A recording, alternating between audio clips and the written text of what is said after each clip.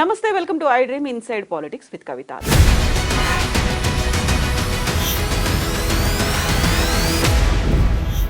తెలంగాణలో ఇప్పుడు hot topic గా నిలుస్తోంది ఎవరు అరెస్ట్ అవుతారు అనేది. ఇందుకు సంబంధించి సీఎం రేవంత్ రెడ్డి ఫార్ములా ఈ రేసింగ్ లో కేటీఆర్ ముద్దాయి గవర్నర్ ఆదేశాలు ఇస్తే అనుమతిస్తే చాలు అరెస్ట్ అవుతారని సీఎం రేవంత్ రెడ్డి చెప్తుంటే, అమృత్ స్కీమ్ లో స్కామ్ జరిగింది అంటూ కేంద్రానికి ఫిర్యాదు చేయడానికి వెళ్ళినటువంటి కేటీఆర్ అరెస్ట్ అవ్వక తప్పని పరిస్థితి సీఎం రేవంత్ రెడ్డికి ఉందంటున్నారు. అసలు కేటీఆర్ ఢిల్లీకి ఎందుకు వెళ్లారు, ఎవరితో వెళ్లారు, బీజేపీతో లాబియింగ్ జరుగుతోంది అనే మాటని ఎందుకని కాంగ్రెస్ పార్టీ చెప్తోంది? మనతో పాటుగా ఉన్నారు పొలిటికల్ అనలిస్ట్ ప్రకాష్ గారు.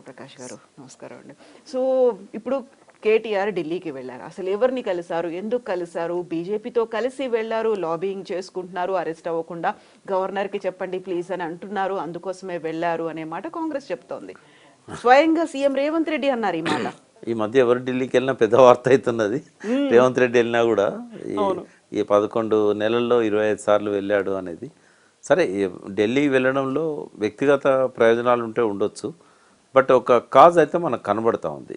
ఆయన ఈ అమృత్ దాని మీద టెండర్స్లలో గోల్మాల్ జరిగింది, అదే కంప్లైంట్ ఇవ్వడానికి వెళ్ళినా అన్నాడు. అక్కడ కంప్లైంట్ ఇచ్చిండు, వచ్చాడు. అరెస్ట్ కాకుండా ఎన్ని రోజులు తప్పించుకుంటాడు? ఒకవేళ నిజంగానే ఈ ప్రభుత్వం అరెస్ట్ చేయాలని చెప్పి కృత నిశ్చయంతో ఉందనుకుందాం. ఏమన్నా ప్రొసీజరల్ ల్యాప్సెస్ ఉన్నప్పుడు అరెస్ట్ చేయడానికి గవర్నర్ పర్మిషన్ ఇవ్వరు. ఎందుకంటే ఆయన ఇక ఇవాళ అసెంబ్లీలో ఎమ్మెల్యేగా, సీనియర్ ఎమ్మెల్యేగా ఉన్నాడు. ఇటువంటి వాళ్ళని అరెస్ట్ చేయాలంటే చాలా ప్రొసీజర్ ఉంటుంది. రెండవది ఏంటంటే, గతంలో సుప్రీంకోర్టు తీర్పులు, హైకోర్టు తీర్పులు ఉంటాయి.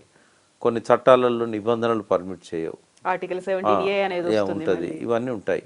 కాబట్టి గవర్నర్ దాన్ని స్టడీ చేస్తున్నాడేమో బహుశా. గవర్నర్ గారు కూడా ఒక మారుమూల త్రిపుర ప్రాంతం నుంచి వచ్చాడు ఇక్కడికి, అక్కడి వ్యక్తి అతను. సో కొంత లా కన్సల్టేషన్ అనేది ఎవరికైనా తప్పదు. గవర్నర్ అయినంత మాత్రాన పూర్తిగా రాజ్యాంగం మీద, చట్టాల మీద 100% గ్రిప్ ఉండదు. వాళ్ళు కన్సల్ట్ చేస్తారు. 15 రోజులు పట్టచ్చు, నెల రోజులు పట్టచ్చు. ఒకవేళ అరెస్ట్ చేయడం అనేది అవసరము, అలా లోపాలు కనబడుతున్నాయి, on the face of the రికార్డే తప్పులు ఉన్నాయి అని అనుకున్నప్పుడు విచారణ కోసం డెఫినెట్గా అరెస్ట్ చేయమని చెప్పి ఆదేశాలు ఇస్తారు. లేదా విచారణ చేసి మేము మీకు ఏమన్నా సాక్ష్యాధారాలు ఉంటే అప్పుడు ఆలోచిద్దామని చెప్తారు. బట్ ఒక్కటి ఏంటంటే, ఈ ప్రభుత్వాలు కక్ష తీర్చుకునే వైపుగా, అంటే రేవంత్ రెడ్డి 10 ఏళ్ల కింద ఈ టీఆర్ఎస్ ప్రభుత్వం ఆయన అరెస్ట్ చేసింది, ఆయనకేమో రెడ్ హ్యాండెడ్గా ఎవిడెన్స్ ఉంది కాబట్టి ఆయన ఇప్పుడు అరెస్ట్ అయ్యాడు. ఓటుకు నోటు కేసులో జైల్లో పోయాడు, చాలా రోజులు జైల్లో ఉన్నాడు, బయటకు వచ్చాడు. నన్ను అరెస్ట్ చేశారు అనే కక్ష కనుక ఆయన మనసులో పెట్టుకున్నట్టయితే అది కేస్ టు కేస్ డిఫరెంట్గా ఉంటుంది. కేటీఆర్ అట్లా మీకు రెడ్ హ్యాండెడ్గా దొరికిండు అనుకోండి, అరెస్ట్ చేసుకోవచ్చు, ఎవరు వద్దంటున్నారు. బట్ ఇందులో అటువంటి ఇది కనబడతలేదు. హెచ్ఎండిఏ అనేది ఒక ఏజెన్సీ. ఆయన senior IAS officer Arvind Kumar ఆయన నోట్ రాశాడు, ఆ నోట్ చూసి నేను సంతకం పెట్టాను, నాకు ఆ పవర్స్ ఉన్నాయి అని ఆయన అంటున్నాడు. పవర్స్ ఉన్నాయా లేవా అనేది విచారణ అయితే జరగాలి. పవర్స్ లేకున్నా ఆయనే పెద్ద అమౌంట్ కదా, అంత అమౌంట్ ఆయన రిలీజ్ చేశాడు అని అంటే తప్పు అవుతుంది. ఆయన ప్రెస్ మీట్ నేను ఫాలో అయినాను, ఆయన చెప్పింది చాలా నీట్గా ఉన్నది. నాకు ఆ పవర్స్ ఉన్నాయి, క్యాబినెట్ నిర్ణయం అక్కర్లేదు, అటానమస్ కాబట్టి చైర్మన్గా సీఎం గారు ఉంటారు, వైస్ చైర్మన్కే ఈ పవర్స్ ఉంటాయి. అదేమి మాటపూర్వకంగా జరగలేదు, రాతపూర్వకంగా జరిగింది. అరవింద్ గారు నోట్ పెట్టారు, ఆయన ప్రిన్సిపల్ సెక్రటరీ, ఆయన నోట్ పెట్టాడు, నేను కన్సిడర్ చేశాను. ఒక హైదరాబాద్ యొక్క కీర్తి ప్రతిష్టలు పెంచడానికి చేసిందే అది, కాబట్టి నేనేం తప్పు చేయలేదు. రెండో దానిలో కరప్షన్కి అవకాశం లేదు. ఆ డబ్బు ఏమో మా ఇంటికి వచ్చింది కాదు, మేము సంతకం పెట్టడం వల్ల అధికార దుర్వినియోగం ఏం జరగలేదు, అవినీతి కూడా అక్కడ ఆస్కారం లేదు అని చెప్పి ఆయన ఎక్స్ప్లెనేషన్ ఇచ్చుకున్నాడు. గవర్నర్ గారు దాని మీద ఏదైతే ఇప్పటిదాకా ఉన్న సాక్ష్యాధారాలు ఉన్నాయో, గవర్నమెంట్ ఏదైతే నోటు పెట్టిందో పరిశీలించిన తర్వాత చట్ట ప్రకారం నిబంధనలు కనుక పర్మిట్ చేసినట్టయితే అరెస్ట్ చేయడానికి ఆయన ఆదేశాలు ఇస్తాడు. బట్ నాకు అనిపిస్తుంది ఏంటంటే, ఇదంతా ఒక పబ్లిసిటీ స్టంటే తప్ప ఆయన అరెస్ట్ అయ్యేది ఉండదు, వీళ్ళు అరెస్ట్ చేసేది ఉండదు. ఒకవేళ అట్లా ప్రతి డిసిషన్ను క్వశ్చన్ చేసి అరెస్ట్ చేయాలంటే 100 కేసులు పెట్టవచ్చు. అట్లా ఏ ప్రభుత్వం చేయదు, ఏ ప్రతిపక్ష పార్టీ చేయదు. అయితే ఇక్కడ సీఎం రేవంత్ రెడ్డి ఢిల్లీలో అన్నటువంటి ఒక మాట, కేటీఆర్ ఢిల్లీకి వచ్చారు, వస్తూ వస్తూ గవర్నర్ని కూడా పిలిపించుకున్నారు. అనుమతి ఇవ్వకుండా అడ్డుపడడానికే ఇలాంటి చర్యలు, లాబియింగ్ అనేది జరుగుతుంది అనేది. కేటీఆర్ పిలిస్తే గవర్నర్ వస్తారమ్మా. కేటీఆర్ ఇవాళ అంటే కేంద్రంతో చెప్పుంటారు, వాళ్ళు పిలుస్తున్నారు, ఇద్దరి మధ్యలో ఫ్రెండ్షిప్ అనేది యాక్చువల్గా కుదిరింది అని. యాక్చువల్గా ఫ్రెండ్షిప్ కాంగ్రెస్కును బీజేపీకే దగ్గరగా ఉంది ఇక్కడ. అంటే కాంగ్రెస్ అంటే పార్టీగా కాదు, రేవంత్ రెడ్డి గారికి మంచి సత్సంబంధాలు ఉన్నాయి. మొన్ననే చూసాం కదా మనం, హోమ్ మినిస్టర్స్ మీటింగ్ పెడితే మీటింగ్ అయిపోయినాక వచ్చేయాలి కదా. అమిత్ షా ఇంటికి పోయి ఏకాంతంగా 15 నిమిషాలు ఎందుకు మాట్లాడాలి? ఎప్పుడు బట్టి నెంబడి పెట్టుకుపోయేటోడు, లేదా ఉత్తమం తీసుకుపోయేటోడు, ఎందుకు పోయిండు ఆయన ఒక్కడే? అది కూడా వాళ్ళ రెవెన్యూ మినిస్టర్ మీద ఈడీ దాడి జరిగిన తర్వాత ఎందుకు పోవాలి? అంటే ఇటువంటి అన్ని రేవంత్ రెడ్డి మీద అనుమానాలకు తావిస్తున్నాయి తప్ప, కేటీఆర్కు మొదటి నుంచి కూడా కేటీఆర్ కేసీఆర్ బీజేపీకి అగెనిస్ట్గా ఉన్నారు. వాళ్ళు అగెనిస్ట్గా ఉన్నారు కాబట్టే కదా కవిత మీద ఈ కేసులు ఇవన్నీ కూడా. కాబట్టి నాకు తెలిసి బీజేపీ సపోర్ట్ వాళ్ళు తీసుకోలేరు. వీళ్ళు అడిగినా కూడా బీజేపీ సపోర్ట్ ఇవ్వదు. ఆయన ఢిల్లీ పోయినంత మాత్రాన అదే యాదృచ్ఛికంగా గవర్నర్ పోవడం, ఆయన పిలిపించుకున్నారని చెప్పి ఆరోపణ చేయడం అనేది కరెక్ట్ కాదు. ఒక రాజ్యాంగ స్థానంలో ఉన్న ఒక గొప్ప వ్యక్తి, ప్రథమ పౌరుడు గవర్నర్ మనకు, అటువంటి వ్యక్తి మీద ఇటువంటి ఆరోపణలు చేయడం కూడా అది సీఎంకే కాదు, ఆ పార్టీ నాయకులకు కూడా మంచిది కాదు. అది ఆయన అవమానించడమే కదా. అది ఈయన పోయి పిలిపిస్తే ఆయన పోయిందంటే అది ఆయన మీద బురజల్లడం కదా, తప్పదు. అట్లాంటి మాటలు మాట్లాడకూడదు. రెండవది, కేటీఆర్ ఒకవేళ ఫేస్ చేయడానికి సిద్ధంగా ఉన్నా అని ప్రకటించాడు. ఈవెన్ జైలు పోతే ఏం చేస్తారంటే వ్యాయామం చేస్తా, యోగా చేసుకుంటా.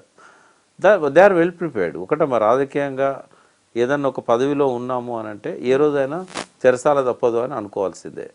కాబట్టి వాళ్ళు మెంటల్గా ప్రిపేర్ అయి ఉన్నారు, ఏం జరిగినా జరగవచ్చు. కాబట్టి ఇవన్నీ ఏంటంటే పబ్లిక్లో ఒక సెన్సేషన్ క్రియేట్ చేయడానికి పనికొస్తాయి, మీడియా అటెన్షన్ తీసుకోవడానికి పనికొస్తాయి తప్ప నిజంగా నాకు తెలిసి అయితే అరెస్ట్ చేయడం జరగదు, అరెస్ట్ చేయాలనే తలంపు కూడా ఉండదు. కేటీఆర్ కూడా ఒక మాట అన్నారు, అమృత్ స్కీమ్కి సంబంధించి స్కామ్ జరిగింది, జార్ఖండ్లో హేమంత్ సోరెన్ ఎలా అయితే అరెస్ట్ అయ్యారో అలా రేవంత్ రెడ్డి కూడా అరెస్ట్ అవుతారు అనే మాట. అంటే స్కాములు జరుగుతాయి. ఒకటి, స్కాములు జరిగినప్పుడు ఆధారాలు దొరకడం కష్టం. చాలా మెచ్యూర్డ్ ఉంటారు ఈ విషయంలో. ఐఏఎస్ ఆఫీసర్స్ని అడుగుతారు, ఇది చేస్తే మనకేమన్నా ఇబ్బంది అవుతుందా, ఇదేమన్నా ఇల్లీగలా, దీన్ని దొరకకుండా చేయాలంటే కూడా ఏం చేయాలనేది కూడా వాళ్ళే చెప్తారు. లూప్ హోల్స్ కూడా ఉంటాయి. సోరెన్ ఏంటంటే బీజేపీకి అక్కడ హోల్డ్ కావాలి, ఎలక్షన్స్ వచ్చినాయి జార్ఖండ్, దాన్ని దృష్టిలో పెట్టుకొని ఆయన మీద అరెస్ట్ అనేది జరిగింది. స్కామ్ ఉన్నదా లేదా తర్వాత విషయం. అక్కడ బీజేపీని బలోపేతం చేసే క్రమంలో తీసుకున్న డిసిషన్ అది. ఒకవేళ ఇక్కడ స్కామ్ ఉన్నా కూడా ఇమ్మీడియట్గా రేవంత్ రెడ్డికి వచ్చిన ప్రమాదం ఏం లేదు. ఆ స్కామ్ పెట్టి వెంటనే అరెస్ట్ చేయడం కానీ ఇట్లాంటిది కానీ ఏమీ జరగదు. ఎందుకంటే అంత దూరం కాలే వాళ్ళ సంబంధాలు. నేను ఇంకొక కోణం చెప్తాను. ఇవాళ కాంగ్రెస్కు భౌతికంగానే దగ్గరగా ఉన్నాడు రేవంత్ రెడ్డి, మానసికంగా చంద్రబాబు నాయుడు దగ్గరగా ఉన్నాడు. చాలాసార్లు చెప్పాను నేను. ఐజాన్ టుడే కూడా అదే పరిస్థితి. చంద్రబాబు తనకు బాగున్నాడు కాబట్టే బీజేపీ వాళ్ళ ప్రభుత్వం కేంద్రంలో ఉందంటే చంద్రబాబు దయ వల్ల ఉంది. కాబట్టి రేవంత్ రెడ్డికి చంద్రబాబుకు సత్సంబంధాలు ఉన్నంతకాలం చంద్రబాబు రేవంత్ రెడ్డి నిలబెట్టడానికి ప్రయత్నం చేస్తాడు, ఏ స్థాయికైనా వెళ్తాడు. ఆయనకంటే లాయల్ వ్యక్తి తెలంగాణ తెలుగుదేశంలో ఎవరు లేరు ఆయనకి. రేపు ఒకవేళ కాంగ్రెస్లో రేవంత్కు ముప్పు వస్తే ఆ కూటమికి నాయకత్వం వహించబోయే వ్యక్తి రేవంత్ రెడ్డి. రేపు ఏర్పడబోయే తెలుగుదేశం, జనసేన, బీజేపీ కూటమికి నాయకత్వం వహించబోయే వ్యక్తి రేవంత్ రెడ్డి. కాంగ్రెస్ ఎప్పటికీ కూడా ఆయనకు సేఫ్ ప్లేస్ కాదు. చాలా క్లెవర్ పొలిటీషియన్ ఆయన, కీడించి మేలేస్తాడు. కాబట్టి బీజేపీ వాళ్ళ ప్రభుత్వాలను కూలుస్తున్నది అనేది చిన్న పిల్లవాడికి కూడా తెలుసు. కాబట్టి రేవంత్ రెడ్డి తన జాగ్రత్తలు తను ఉన్నాడు. పార్లమెంట్ ఎలక్షన్లప్పుడే మనం మాట్లాడుకున్నాం, కావాలని డమ్మీ క్యాండిడేట్లను పెడుతున్నాడని నేను ఆధారాలతో సహా చెప్పాను. అక్కడి నుంచే ఇంకోటి, మోడీ తనను తను తగ్గించుకోవడంలో కూడా ముఖాముఖి పోటీలు తీసుకురావాలని చెప్పి రేవంత్ రెడ్డికి పరోక్షంగా సహకరించాడు.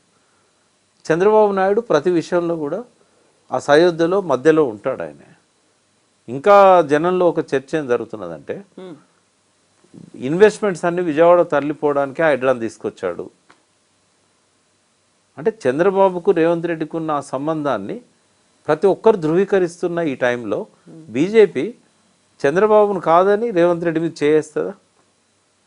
చాలా సేఫ్ ప్లేస్లో ఉన్నాడు రేవంత్ రెడ్డి, సేఫ్ గేమ్ ఆడుతున్నాడు. ఇంకోటి ఏంటంటే మైండ్ గేమ్ ఆడుతున్నాడు ఆయన.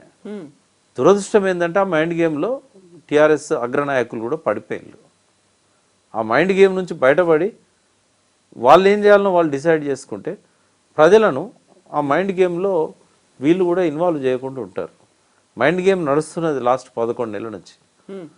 ఆ మైండ్ గేమ్ ప్రభావం బీఆర్ఎస్ అగ్రనాయకుల మీద కూడా ఉన్నది. As early as possible they have to కమ్అట్ from the mind game, Revanth Reddy mind game.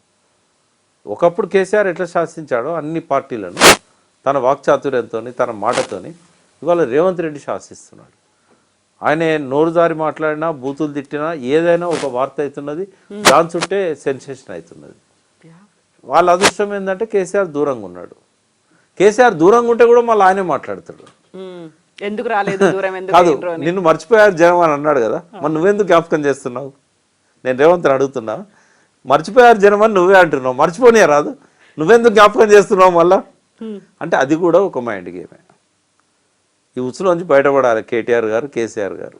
అయితే ఇప్పుడు మరీ సడన్ గా వినిపించింది ఫోన్ ట్యాపింగ్ కేసుకి సంబంధించి. మొన్నటి దాకా పోలీసులు లేకుంటే పోలీసు ఉన్నతాధికారులు వీళ్ళందరిది వస్తే ఇప్పుడు చిరుమర్తి లింగయ్యకు నోటీసులు ఇచ్చారు పోలీసుల ముందు విచారణకు హాజరవ్వమని. దీంతో పాటుగా బీఆర్ఎస్ చెందిన 4 మాజీ ఎమ్మెల్యేలకు కూడా నోటీసులు ఇచ్చారు అని.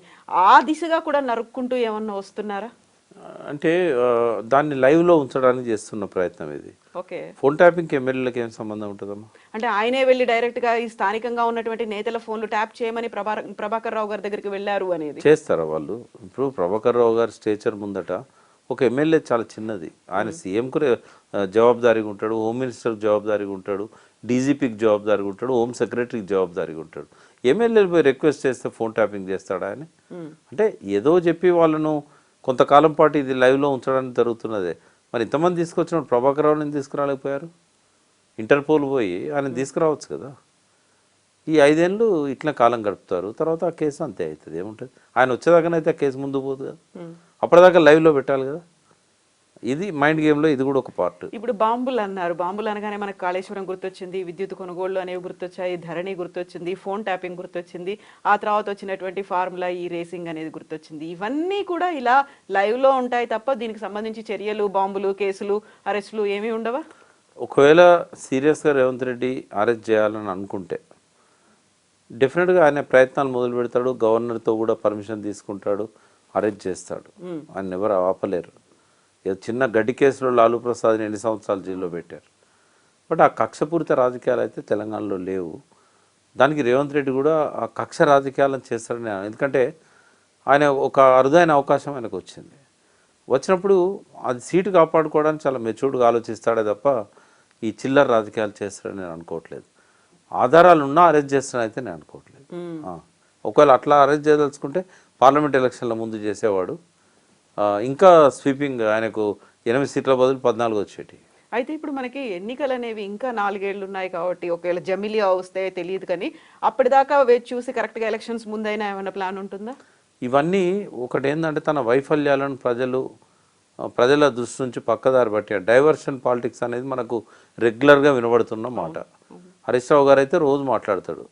అంటే ఈ డైవర్షన్ పాలిటిక్స్లో ఇవన్నీ భాగం.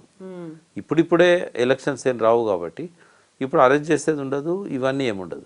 కానీ అమ్మ పులి అన్నట్టుగా ఒక భయము, ఒక బుసకొట్టుడు కరవది, బుస కొడుతుంది. ఇట్లాంటిదంతా మైండ్ గేమ్లో భాగం అవుతుంది. ఈ డైవర్షన్ పాలిటిక్స్ అనేది మైండ్ గేమ్. ఇది జరుగుతున్నది.